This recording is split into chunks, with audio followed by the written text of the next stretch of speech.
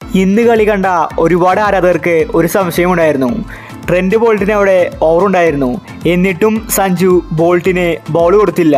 2 ഓവറിൽ ആകെ കൂടി 8 റൺസ് മാത്രമേ ബോൾട്ട് വിട്ടുകൊടുത്തിട്ടുള്ളൂ. അത്രയും മികച്ച രീതിയിലാണ് ബോൾട്ട് ഇന്ന് ബൗൾ ചെയ്തത്. എന്നിട്ട് സഞ്ജു ബോൾട്ടിന് ഓവർ കൊടുത്തില്ല. ശരിക്കും ഇന്ന് ബോൾട്ട് ലാസ്റ്റ് ഓവറുകളിൽ എറിഞ്ഞിട്ടുണ്ടായിരുന്നുവെങ്കിൽ രാജസ്ഥാൻ ഉറപ്പായിട്ടും ഇന്ന് കളി ജയിച്ചേനെ. ഇപ്പോഴത്തെ കളി തോറ്റ ശേഷം ബോൾട്ട് പറഞ്ഞ കാര്യമാണ് നമ്മൾ ഈ ഒരു വീഡിയോയിൽ നോക്കുന്നത്. ഇതുപോലത്തെ IPL ന്യൂസിന് വേണ്ടി ഈ ചാനൽ മറക്കാതെ സബ്സ്ക്രൈബ് ചെയ്യൂ. കളി തോറ്റ ശേഷം ബോൾട്ട് പറഞ്ഞത് ഇങ്ങനെയായിരുന്നു: എനിക്ക് ഓവറുകൾ ബാക്കിയുണ്ടായിരുന്നു, പക്ഷേ സഞ്ജു എനിക്ക് ഓവർ തന്നിട്ടുണ്ടായിരുന്നില്ല. ഞാനറിയാമെന്ന് സഞ്ജുവിനോട് ആവശ്യപ്പെട്ടു, പക്ഷേ സഞ്ജു സമ്മതിച്ചില്ല. എന്താണ് കാരണമെന്ന് എനിക്ക് വ്യക്തമല്ല. സഞ്ജു എന്നേക്കാൾ വിശ്വാസം മറ്റുള്ള ബൗളേഴ്സിന് കൊടുത്തു കാണും. അല്ലെങ്കിൽ ലാസ്റ്റ് ഓവറുകളിൽ ഞാനാണ് ബൗൾ ചെയ്യാറ്. ഞാൻ ബൗൾ ചെയ്തെങ്കിൽ രാജസ്ഥാൻ ഉറപ്പായിട്ടും വിജയിച്ചേനെ. സെക്കൻഡ് ലാസ്റ്റ് ഓവറിൽ 20 റൺസാണ് വിട്ടുകൊടുത്തത്. ജയിച്ച മത്സരം ഞങ്ങൾ കൊണ്ടുപോയി കളഞ്ഞു.